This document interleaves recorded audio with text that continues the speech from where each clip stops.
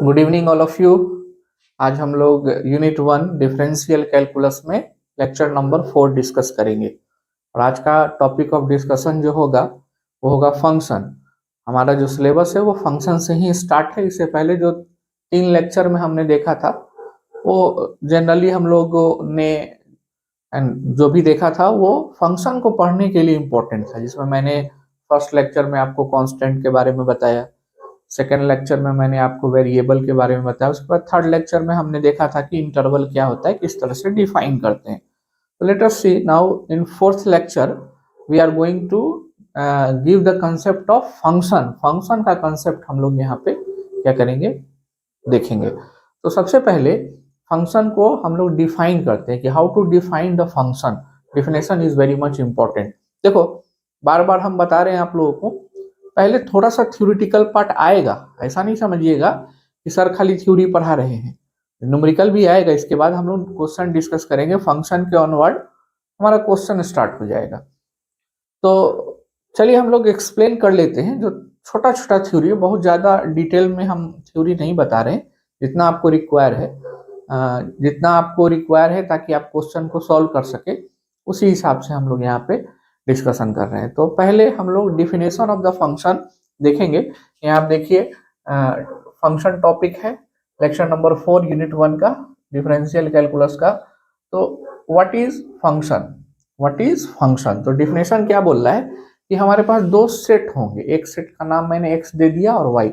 Set आप जानते हैं, ग्रुप ऑफ मीनिंगफुल थिंग्स को सेट बोलते हैं। जैसे एग्जाम्पल के तौर पे आपके ब्रांच मान लेते हैं, आपका कोई भी ब्रांच हो, फॉर एग्जाम्पल अब सिविल हो या मैकेनिकल या इलेक्ट्रिकल, कोई भी ब्रांच हो सकता है, उसमें आपके कॉलेज में नंबर ऑफ स्टूडेंट कितने होंगे उसका एक सेट बनाया जाएगा, है ना।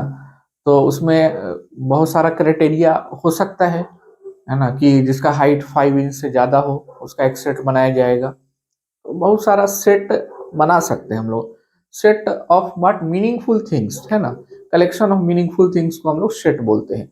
तो हमने मान लिया कि कोई रियल नंबर का सेट है ना, एक्स और वाई। एक्स और वाई क्या है,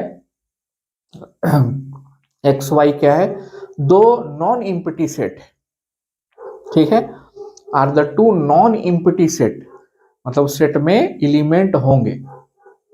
तो पहला चीज बहुत इंपॉर्टेंट है, इस बात को ध्यान रखना है आपको कि अगर हम सॉरी, अगर हम फंक्शन की बात करते हैं तो फंक्शन में जो दो सेट होंगे वो कैसे सेट होंगे, नॉन इम्पटी सेट होंगे।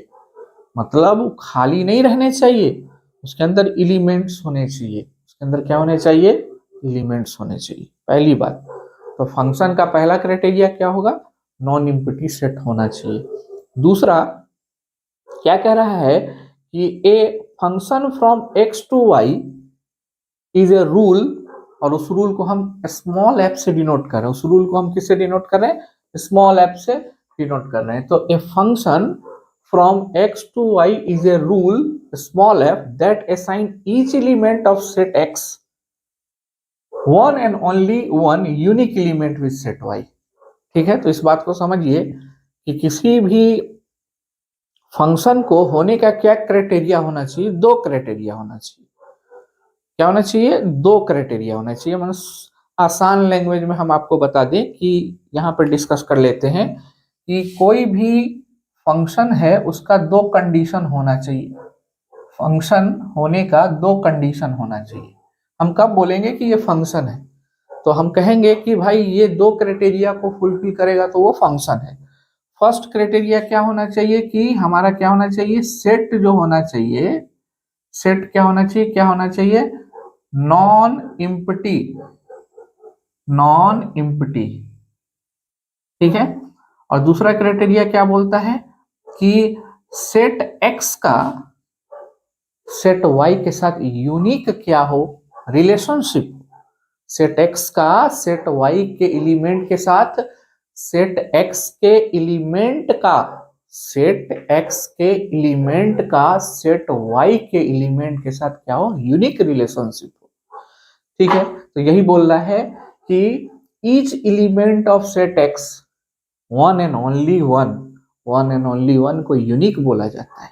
नहीं कहते हैं कि केवल है ना, सिंगल पीस है, सिंगल पीस है, बोलते हैं ना कि ये सिंगल पीस है, यूनिक इलिमेंट बोलते हैं, यूनिक चीज है, यूनिक आइटम है ये, है ना, यूनिक प्रोडक्ट है ये। तो क्या कह रहा है कि इट हैज ओनली वन, है ना, one and only one unique element with set Y. तो क्या होना चाहिए, सेट एक्स का, सेट एक्स के एलिमेंट का, सेट एक्स के, सेट एक्स के एलिमेंट का क्या होना चाहिए, क्या होना चाहिए, क्या होना चाहिए, रिलेशन होना चाहिए, यूनिक रिलेशन, यूनिक रिलेशन होना चाहिए, किसमें, इन, किसमें, सेट वाई में, सेट वाई में। हम हिंदी में लिख दिए हैं, कोई आपको समझाने के लिए लिखे हैं बस, ठीक है ना, एग्जाम में नहीं लिखना है आपको, समझाने के लिए। तो अगर ये दो कंडीशन कोई भी रिलेशनशिप फुलफिल करता है तो उसको हम लोग क्या बोलेंगे, उसको हम लोग क्या बोलेंगे, उसको बोलेंगे हम लोग फंक्शन बोलेंगे, ठीक है। अब एग्जाम्पल के तौर पे, एग्जाम्पल के तौर पे मैंने यहाँ पे आपको दिखाया कि किस तरह से हम लोग फंक्शन को लिखते हैं। ये फंक्शन को लिखने का तरीका है, एक तरीका है, इसके अलावा भी बहुत सारे तरीके होते हैं, है ना। तो ये है कि क्या कह रहा है, इसको कैसे हम लोग पढ़ेंगे, इसको कैसे पढ़ेंगे, ये क्या कह रहा है कि ये read as f is a function, small f is a function from x to y, small f is a function from x to y। कभी कभी आप देखेंगे ऊपर भी दिया रहेगा ऐसे, यहाँ भी दे देता है, f लिख देता है। तो क्या कहता है कि ये कैसा सेट है हमारा, नॉन इम्पिटी सेट, ये भी कैसा सेट है, नॉन इम्पिटी सेट है। और देखो x का यूनिक एलिमेंट के साथ क्या है, रिलेशनशिप है इसमें, x एलिमेंट का, ये स्मॉल x इसका क्या है, एलिमेंट है, और ये स्मॉल y इसका क्या है, एलिमेंट है। और इन दोनों को जो रिलेट कर रहा है वो क्या कर रहा है, हमारा एक रूल, इसी को फंक्शन हम लोग बोलते हैं।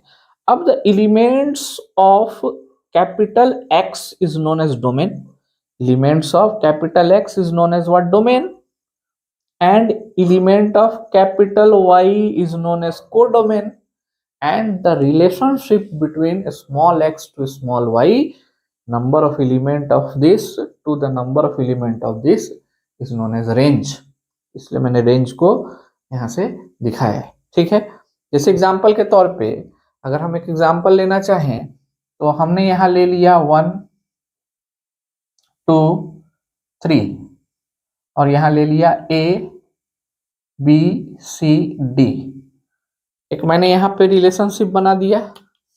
सो इसका इसके साथ रिलेशनशिप, इसका इसके साथ रिलेशनशिप, ठीक है, और इसका इसके साथ रिलेशनशिप, और ले लो, और ले लेते हैं इसमें हम लोग कुछ एलिमेंट्स 4 5, 4 का इसके साथ relationship, this is x, this is y, it is guided by some function f।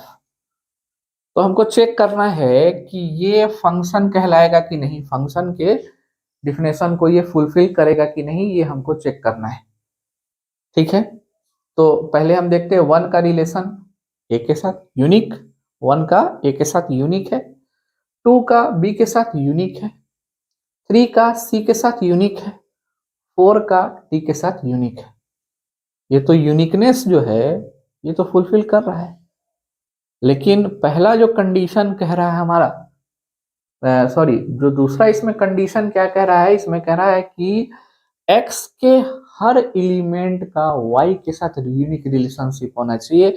आप यहाँ देखो x का ये 5 छूट गया, 5 का कोई यूनिक एलिमेंट के साथ रिलेशनशिप नहीं है, तो this is not called a function, ये फंक्शन नहीं कहलाएगा। क्यों? क्योंकि फंक्शन के डिफिनेशन को वायलेट कर रहा है। फंक्शन का डिफिनेशन कहता है कि every element of x must associated with the element of y, unique element of y। क्या कहता है कि एवरी एलिमेंट ऑफ एक्स का क्या होना चाहिए, एसोसिएशन होना चाहिए, संबंध होना चाहिए, इसके साथ, वाई के साथ। हाँ, वाई में छूटा रह सकता है, एक्स में नहीं छूटेगा। वाई में छूटा रह सकता है, एक्स में नहीं छूटेगा, यहाँ पे नहीं छूटना चाहिए। अगर मान लेते हैं हमने ऐसा दे दिया और इसको थोड़ा सा और बढ़ा दो, इसको बढ़ा दो यहाँ डीई, अब ये फंक्शन है बिल्कुल है फंक्शन, क्योंकि फंक्शन के डिफिनेशन को फुलफिल कर रहा है। इसका सारा एलिमेंट कवर है और सबका यूनिक एलिमेंट के साथ रिलेशनशिप है। जरूरी नहीं कि यहाँ ये ई हमारा क्या हो, कवर हो। ये फंक्शन है, this is called what, function. तो यहाँ पे अगर हम डोमेन की बात करें तो कौन हो जाएगा, 1 2 3 4 is the set of domain. Codomain की बात करेंगे तो कौन हो जाएगा, A B C D E. Codomain की बात करेंगे तो कौन हो जाएगा, every element of set Y. लेकिन रेंज की बात करेंगे तो क्या होगा, A B C D, only A B C D is the range. ठीक है, तो डोमेन इज व्हाट, अगर हम डोमेन को डी से रिप्रेजेंट करते हैं तो डोमेन का क्या हो जाएगा, सेट एलिमेंट 1 2 3 4। ठीक है, कोड डोमेन को सी से रिप्रेजेंट करते हैं तो क्या हो जाएगा, ए बी सी डी ई। ठीक है, एंड रेंज की बात करेंगे, आर से अगर डिनोट करें तो क्या हो जाएगा, A B C D only. ये नहीं होगा क्योंकि ई का कोई भी एलिमेंट के साथ ये नहीं। ठीक है ना। तो ये चीज हम लोग डोमेन, कोडोमेन, रेंज को हम लोगों ने यहाँ एक्सप्लेन किया। तो आपको क्लियर हो गया होगा फंक्शन का डिफिनेशन। फंक्शन का डिफिनेशन क्या बोलता है कि फंक्शन किसको बोलते हैं, तो एक्स और वाई दो नॉन इम्पिटी सेट होने चाहिए, और दूसरा है कि every element of X must be associated with the unique element of set Y. Unique element of set Y के साथ रिलेशनशिप होना चाहिए, तभी ये फंक्शन के क्राइटेरिया को फुलफिल करता है। ठीक है, तो element of capital X is known as domain and element of capital Y is known as codomain, and the relationship, unique relationship is known as what, range. Unique relationship को range बोलते हैं। ठीक है ना। तो ये जो एलिमेंट इसके साथ जैसे y है, इसको बोलते हैं हम लोग एफ इमेज, और x को हम लोग बोलते हैं प्री इमेज। y को क्या बोलते हैं, स्मॉल y को एफ इमेज, और स्मॉल x को क्या बोलते हैं, प्री इमेज। ठीक है, तो इसके बारे में हम आगे भी बताएंगे, अभी आप इसको लिख लीजिए।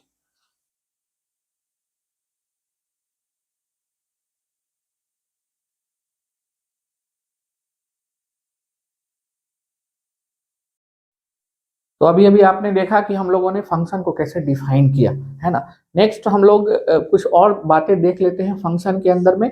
जैसे यहाँ पे हम लोग देखेंगे कि फंक्शन के अंदर जब हम लोग एक डायग्राम बनाए थे, है ना, हमने डायग्राम बनाया था, उसको हम लोग फंक्शन डायग्राम बोलते हैं, है ना। तो उस फंक्शन डायग्राम जब बनाए थे तो मैंने आपको बताया था कि उसमें एक्स के जो एलिमेंट्स होंगे, टोटल एलिमेंट्स होंगे, उसको हम लोग डोमेन बोलेंगे।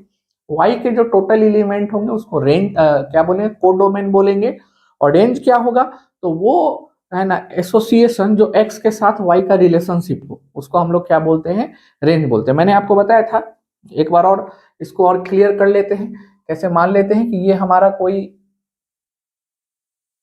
एक्स है सेट, और यहाँ पे वाई है। ठीक है, और यहाँ पे हम कुछ एक फंक्शन है इनके बीच में, फंक्शन है, रिलेशनशिप है।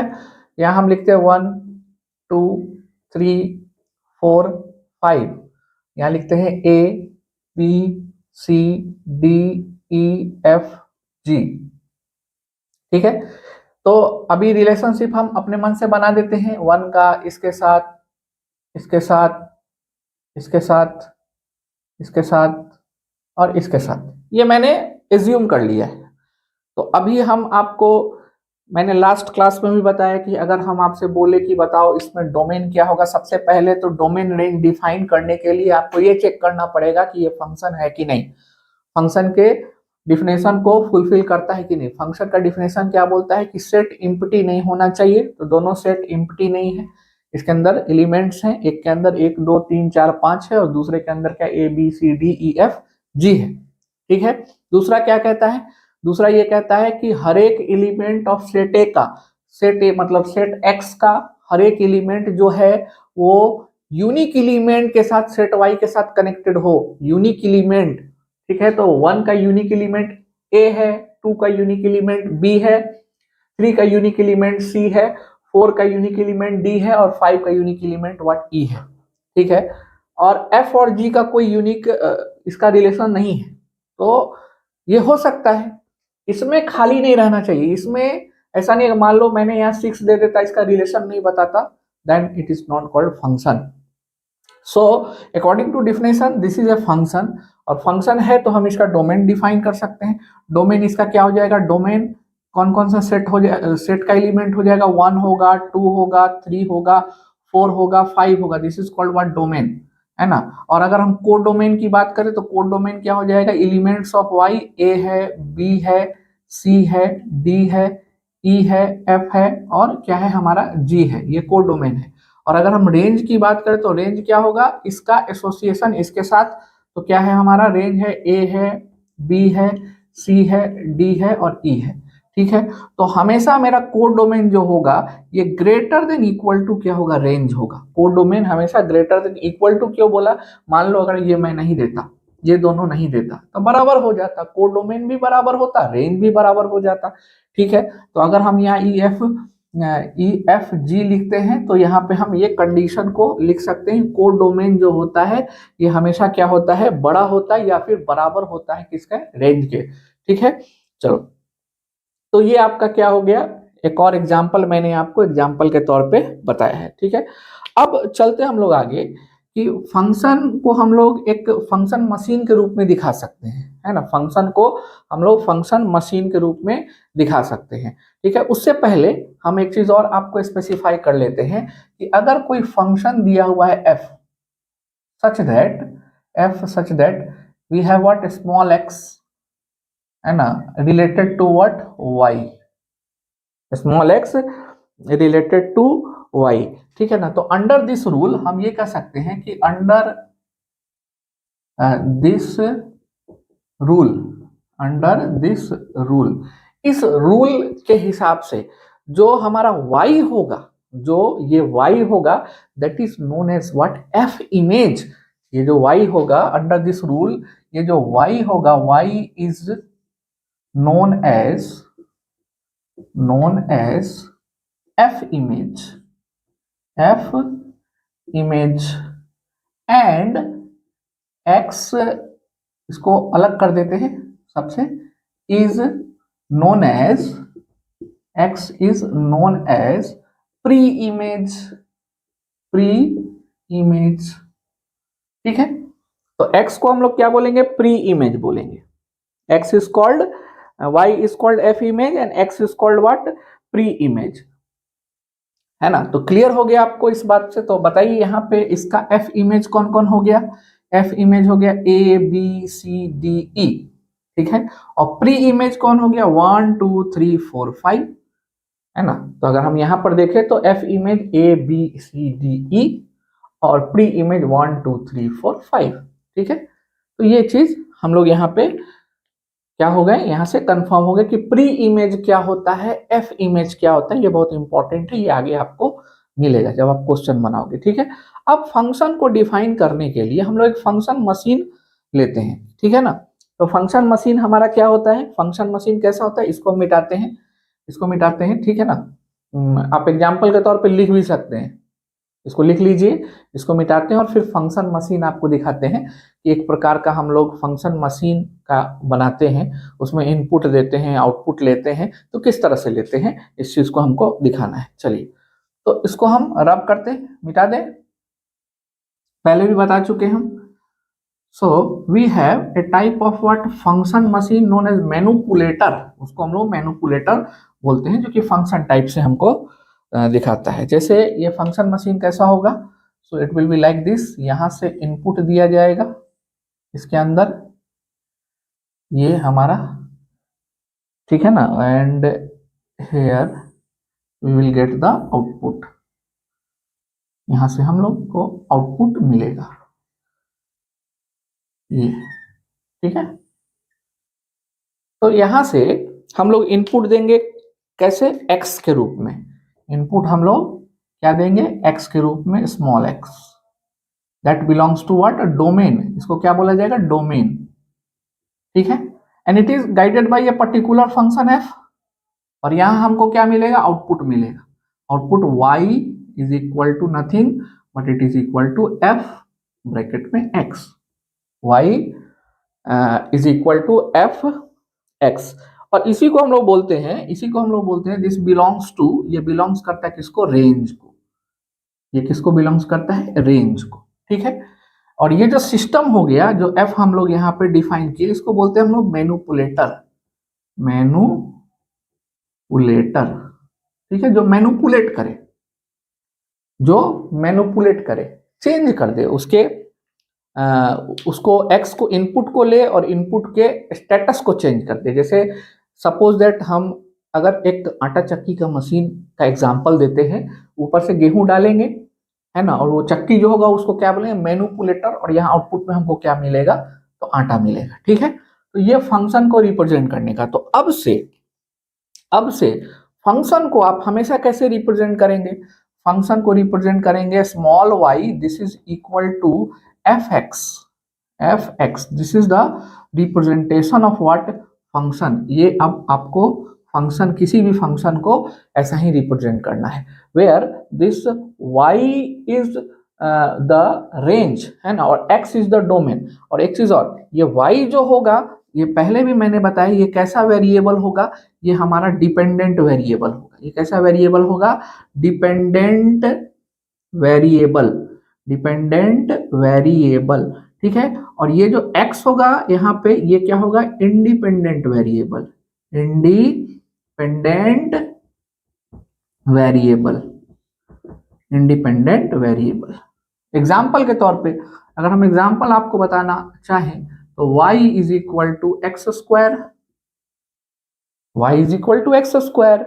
ठीक है, y is equal to x square. ठीक है, तो ये हम कह सकते हैं कि हमारा क्या है? x, y जो है वो x का फंक्शन है, y is the function of x। We can say this one is as a, इसको पढ़ेंगे कैसे? y is the function of x, y is the function of x। For example, अगर suppose किसी ने ऐसा दे दिया y is equal to ft, अब इसका जो डिपेंडेंट वेरिएबल y है और इंडिपेंडेंट वेरिएबल चेंज हो गया, t हो गया। इंडिपेंडेंट वेरिएबल क्या हो गया? t हो गया। तो अब इसको कैसे पढ़ेंगे? y is the function of t, y is the function of t। y किसका फंक्शन है? t का। t की वैल्यू चेंज करेंगे तो y की वैल्यू भी क्या होगी? चेंज होगी। तो ये हम लोगों को पढ़ने का ये क्या है? तरीका है। ठीक है, डोमेन आप जान गए क्या होता है, रेंज आप जान गए क्या होता है, इसका एक प्रॉपर डिफिनेशन भी होता है ना, और वो हम लोग निकालेंगे। डोमेन और रेंज हम लोग डिफरेंट डिफरेंट फंक्शंस का निकालेंगे। जनरली 2 से 3 फंक्शन का हम आपको निकाल के बता देंगे। अलजेब्रिक फंक्शन, ट्रिगोनोमेट्रिक फंक्शन, है ना, एंड कुछ लोगरिथमिक फंक्शन का भी डोमेन और रेंज हम लोग निकाल सकते हैं। ठीक है, so before this you can note down this one, इसको आप नोट डाउन कर सकते हैं। ठीक है,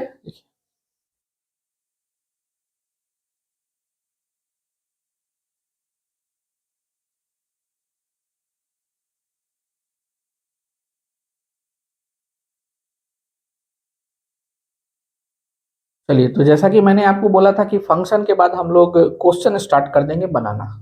क्वेश्चन जो होगा वो हम लोग स्टार्ट कर देंगे। तो चलिए अब हम लोग क्वेश्चन देख लेते हैं without any delay. Let us see some question. तो एक क्वेश्चन हम यहाँ पे ले रहे हैं। क्वेश्चन अभी तक जितना पढ़े हैं उसी से हम लोग क्वेश्चन सॉल्व करते हैं। क्वेश्चन है, if fx equal to, fx ये दिया हुआ है एक्स स्क्वायर माइनस एक्स, ठीक है, plus 1, find the value of, find the value of, पहला आपको निकालना है f0, ठीक है ना, उसका दूसरा आपको निकालना f-1, ठीक है, और तीसरा आपको निकालना है F2। ठीक है, तो ये आपका क्वेश्चन यहाँ पे दिया हुआ है। अब इस क्वेश्चन का सॉल्यूशन हम लोग देखते हैं। बहुत ही आसान क्वेश्चन है। फंक्शन क्या दिया हुआ है इस चीज को हम लोग यहाँ पे लिखेंगे पहले। तो बिल्कुल जैसे हम सॉल्व करते उसी तरह आपको एग्जाम में सॉल्व करना है, तभी आपको फुल नंबर मिलेगा। तो गिवन गिवन फंक्शन क्या है हमारा fx, और ये कैसा फंक्शन है, एक अलजेब्रिक फंक्शन है। ध्यान देना है, जो x y से हम लोग रिप्रेजेंट करते हैं इसको हम लोग क्या लिख सकते हैं, this is nothing but also equal to y, y equal to fx equal to x square minus x plus one. This is a type of what, algebraic function. किस कैटेगरी का है ये, कौन सा फंक्शन है, अलजेब्रिक, अलजेब्रिक फंक्शन। ठीक है, दूसरा ट्रिगोनोमेट्रिक फंक्शन भी होता है, लोगरिथमिक फंक्शन भी होता है, एक्सपोनेंशियल भी फंक्शन होता है, डिफरेंट टाइप्स के फंक्शन होते हैं। तो ये अलजेब्रिक फंक्शन है हमारा। अब इसमें हमको क्या निकालना है, हमको निकालना है, क्या निकालना है, F0। F0 it means what, इसको देख के आप क्या कर सकते हैं कि x की वैल्यू क्या पुट करनी है, 0। यहाँ F0 निकालने के लिए यहाँ x की वैल्यू 0 पुट करना होगा। तो जब x की वैल्यू आप 0 पुट करेंगे तो लेफ्ट हैंड साइड में यहाँ 0 पुट करेंगे तो राइट हैंड साइड में भी 0 पुट करना होगा। 0 square minus 0 plus 1 and this is nothing but equal to 1। ठीक है, तो सिंपल है, इसमें कुछ करना नहीं है। तो ये आपका क्या हो गया, फर्स्ट हो गया। नेक्स्ट आपको क्या निकालना है, नेक्स्ट आपको निकालना है f माइनस 1। ठीक है ना, तो f माइनस 1 आपको निकालना है यहां से। ठीक है, f माइनस 1, इसका मतलब क्या है कि जो भी दिए हुआ इक्वेशन है इसमें आपने यहाँ पे अब इंडिपेंडेंट वेरिएबल को क्या रखा है, -1 रखा है। इंडिपेंडेंट वेरिएबल को आपने क्या रखा, -1, x इज इक्वल टू -1। तो put here f minus 1 this is equal to -1 का स्क्वायर, यहाँ पे पुट करेंगे -1, तो -1 का स्क्वायर माइनस ऑफ -1, बिल्कुल ब्रैकेट देना है और 1। ठीक है, इसको सिंप्लीफाई कीजिए, -1 का स्क्वायर 1 होगा, minus minus will become +1 and +1 this is nothing but equal to 3। ये 3 हमारा आंसर हो गया। तो इसका आंसर क्या हो गया, इसका आंसर हो गया 1, इसका आंसर क्या हो गया, इसका आंसर हो गया 3। और F2 कैसे निकालेंगे, बिल्कुल इसी तरीके से निकालेंगे। तो F2 के लिए हमको x की वैल्यू इंडिपेंडेंट वेरिएबल क्या रखना पड़ेगा, 2 रखना पड़ेगा। तो when you put here 2 then here also you have to put, जहां जहां x होगा वहीं पुट करना है, बाकी तो ये कांस्टेंट है हमारा। तो यहाँ पे अगर हम निकाले F2 this is equal to कितना हो गया, 2 का स्क्वायर -2 प्लस 1। ठीक है ना, 2 का square -2 plus 1 this is equal to 4 -2 plus 1, है ना, 4 प्लस 1, ठीक है 5, 4 प्लस 1 5 और उसमें से 2 जाएगा तो क्या हो जाएगा 3। तो ये हमारा तीसरा आंसर हो गया, this is the third answer, ये हमारा तीसरा आंसर हो गया। तो इस तरह से आप निकाल सकते हैं, कोई भी फंक्शन दिया रहे, जरूरी नहीं है कि आपको अलजेब्रिक फंक्शन ही दिया रहेगा, कोई भी फंक्शन दिया रहेगा, ट्रिगोनोमेट्रिक फंक्शन भी दिया रहेगा तो आप उसका भी क्या कर सकते हैं, निकाल सकते हैं। तो इसको नोट डाउन करें, इसके बाद हम लोग कुछ और क्वेश्चन लेंगे। अभी तो सिंपल क्वेश्चन इसी टाइप का आपको दिखाई पड़ेगा। ठीक है, चलिए तो हम लोग निकालते हैं इसको। कुछ क्वेश्चन हम बुक में से ले रहे हैं, है ना, बुक में से ले रहे हैं, वहीं से हम लोग निकाल के चेक करते हैं।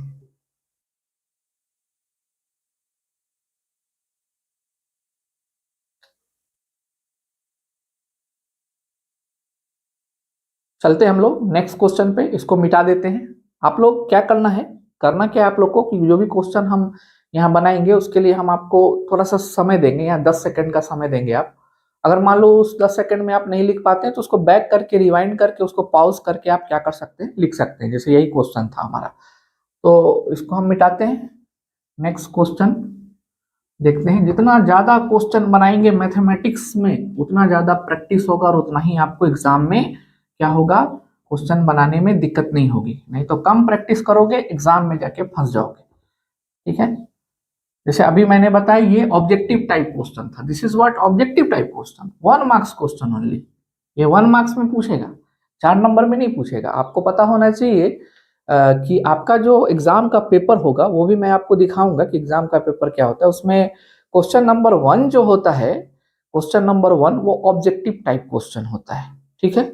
उसमें आपको 20 ऑब्जेक्टिव क्वेश्चन दिए हुए होते हैं और each question contain 1 marks and question number 1 is compulsory, आपको वो बनाना है, ठीक है। क्वेश्चन नंबर 2 के बाद से आपका सब्जेक्टिव क्वेश्चन आना शुरू होता है। तो 2 में पार्ट ए बी रहता है, 2 में पार्ट ए और बी रहता है। तो मैक्सिमम उसमें सब्जेक्टिव में 4 मार्क्स का क्वेश्चन मिनिमम और मैक्सिमम कितने 6 मार्क्स का क्वेश्चन होता है। कभी कभी ऐसा होता है कि बहुत लंबा क्वेश्चन 8 नंबर का पूछ दिया, लेकिन ज्यादातर अभी क्वेश्चन जो हम लोग देखे हैं प्रीवियस ईयर क्वेश्चन, तो 1 मार्क्स का ऑब्जेक्टिव, 20 ऑब्जेक्टिव, उसके बाद 4 नंबर का एक क्वेश्चन पूछेगा सब्जेक्टिव में, 6 नंबर का एक क्वेश्चन पूछेगा, ठीक। तो हम आपको आगे चल के बताते रहेंगे कैसा क्वेश्चन पूछा जाता है, कैसे आपको लिखना है, कितना नंबर ऑफ क्वेश्चन रहता है, क्वेश्चन भी हम आपको दिखाएंगे, है ना, ग्रुप पे भी भेजेंगे जो ग्रुप बनेगा। चलते हैं सेकंड क्वेश्चन हम लोग देखते हैं। पहले क्वेश्चन लिख लेते हैं। If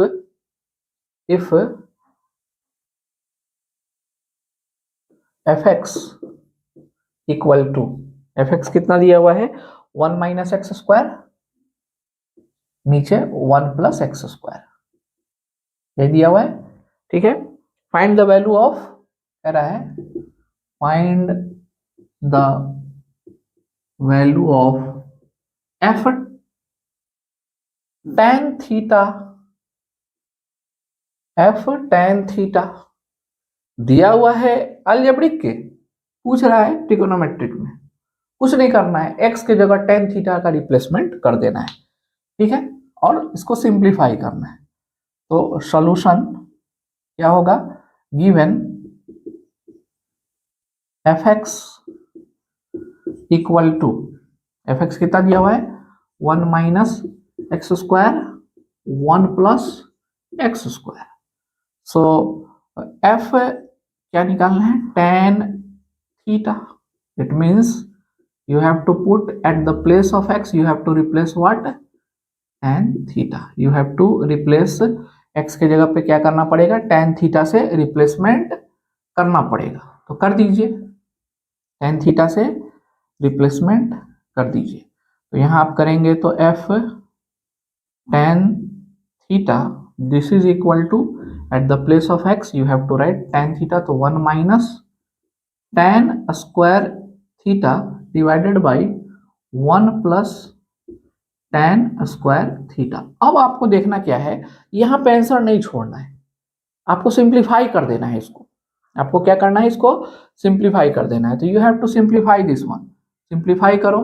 1 minus tan theta is actually what, tan theta का क्या फॉर्मूला आप मैट्रिक में पढ़ के आए होंगे 10th में, it is nothing but sin theta by cos theta, ये फॉर्मूला पढ़ा होगा आपने, ठीक है। तो यहाँ पे क्या हो जाएगा, sine square theta divided by cos square theta whole divided by, यहाँ भी वही काम करेंगे, 1 plus sine square theta divided by what, cos square theta, ठीक है। So this is now equal to, यहाँ पे हम लिखते हैं एलसीएम लेंगे, तो यहाँ हो जाएगा cos square theta minus sine square theta divided by, ठीक है, क्या होगा cos square theta and whole divided by, ठीक है। यहाँ क्या हो जाएगा cos square theta plus sine square theta divided by cos square theta, है ना। एलसीएम ले लिया, कुछ नहीं किया, यहाँ एलसीएम लिया, है ना, एलसीएम लेकर के इसको यहाँ लिख दिए, यहाँ एलसीएम लिए। अब तुमको पता होगा, क्या पता होगा कि अगर हम यहाँ a बाई बी लिखते हैं whole divided by C by D लिखते हैं, इसमें बहुत लोगों को कंफ्यूजन होता है ना, बहुत लोगों को कंफ्यूजन होता है कैसे। तो करना क्या है, this is equal to a by B है गुने, ये जब ऊपर जाएगा तो d ऊपर चला जाएगा और c यहाँ जाएगा, तो वही काम करना है यहाँ, वही काम आपको यहाँ पे करना पड़ेगा। तो this is nothing but equal to, आप ले जाएंगे तो ये और ये डिवाइड में रहेगा, ये दोनों कैंसिल हो जाएगा, ये दोनों क्या हो जाएगा, कैंसिल हो जाएगा, ठीक है। So it is what cos square theta minus sine square theta, ये हो गया, और नीचे में cos square theta plus sine square theta, और यहाँ पे cos square theta divided by cos square theta, ये कैंसिल हो गया। ठीक है, और इसको तो हम 1 लिखते हैं, आपको फॉर्मूला पता होगा। ठीक है ना, फॉर्मूला आपको पता होगा, क्या फॉर्मूला होता है, sine square theta plus cos square theta equal to 1 होता है ना। तो 1 पुट कर देंगे तो ओवरऑल यहाँ जो हमको रिलेशन बचेगा, यहाँ f tan theta this is equal to cos square theta minus sine square theta divided by 1। 1 हम लिखते नहीं, यहाँ 1 हो गया, लिखेंगे नहीं। एंड एक्चुअली ये किसका फॉर्मूला होता है, कॉस 2 थीटा का फॉर्मूला होता है। इसका फॉर्मूला होता है कॉस 2 थीटा का फॉर्मूला होता है। ठीक है, तो आपको यहां तक क्या करना पड़ेगा, यहां तक सिंप्लीफाई करना पड़ेगा। It is very much important, यहीं तक आपको छोड़ना नहीं है, आपको सिंप्लीफाई करना है। ठीक है, तो इसको हम अलग कर देते हैं, इसके बाद हम लोग यहाँ पे गए। ठीक है, चलिए, तो क्लियरली आप लोग को विजिबल है। हाँ, तो लिखो इसको, इंपॉर्टेंट क्वेश्चन है ये।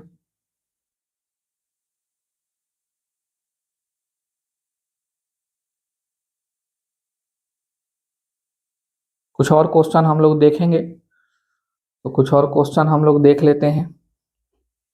ये सब क्वेश्चन पूछा हुआ एग्जाम में पूछ चुका है।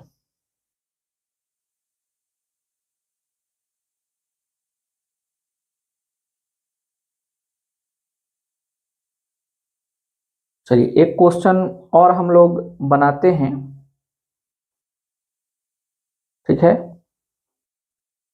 क्वेश्चन का हम लोग और भी देखेंगे। इस लेक्चर के बाद हम लोग कुछ क्वेश्चन और भी सॉल्व करेंगे, क्योंकि ये लेक्चर बहुत लंबा हो जाएगा, तो हम अभी यहीं तक रहने देते हैं। नेक्स्ट हम लोग लेक्चर नंबर 5 स्टार्ट करेंगे ना, इसी टाइप के कुछ क्वेश्चन को और सॉल्व कर लेंगे, और कुछ क्वेश्चन हम आपको एज ए असाइनमेंट के रूप में देंगे, जिसको आप ट्राई कर लेना। ठीक है, और कोई भी बुक से आप बना सकते हो, जो भी बुक आपके पास अवेलेबल हो, फाउंडेशन हो या फिर आप RS अग्रवाल हो, या फिर RD शर्मा हो, KC सिन्हा हो, कोई भी बुक से बना सकते हैं। लेकिन हाँ, ध्यान देना है इस सिलेबस के अकॉर्डिंग बनाएंगे, ऐसा नहीं कि आउट ऑफ सिलेबस आप क्वेश्चन बनाने लगे, तो वो नहीं होना चाहिए। पहले आप अपने सिलेबस को पढ़ेंगे। ठीक है, चलिए, तो हम लोग नेक्स्ट क्लास में अब रेस्ट ऑफ द क्वेश्चन को करेंगे। ठीक है, थैंक यू।